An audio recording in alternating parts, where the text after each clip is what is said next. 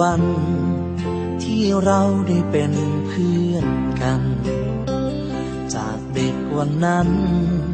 เนิ่นนานผ่านมาแค่ไหน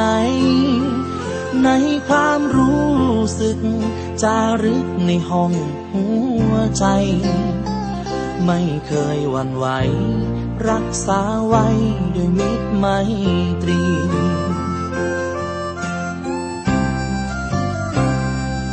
อาจจะมีบางคราวที่เราหายไปก็เพราะช่วงวัยให้เราต้องทำหน้าที่ไปมีครอบครัวมีการงานไปตามวิธีนานหลาย10 ปีที่คิดถึงเพื่อนอยู่ทุกวัน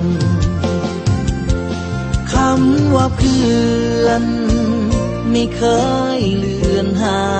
ยยิ่งจากมาไกลดีใจเมื่อได้เจอกันไถ่ถามทุกสุขเรื่องราวเก่าๆเรานั้นย้อนความผูกพันรอยยิ้มนั้นยังจำได้ดี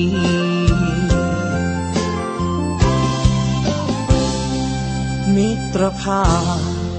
ของเราขอให้คงมันห่วงใยต่อกันสายสัมพันธ์นั้นยังเต็มที่วันนี้เพื่อนเราอายุมากขึ้นทุกปีนับจากวันนี้สัญญากันไม่มีวันลืม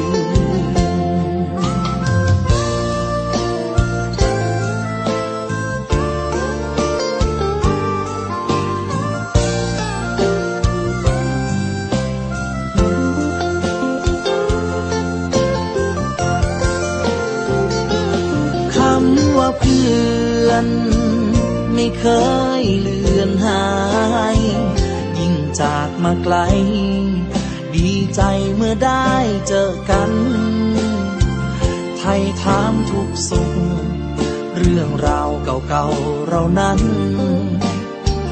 ย้อนความผูกพันรอยยิ้มนั้นยังจำได้ดี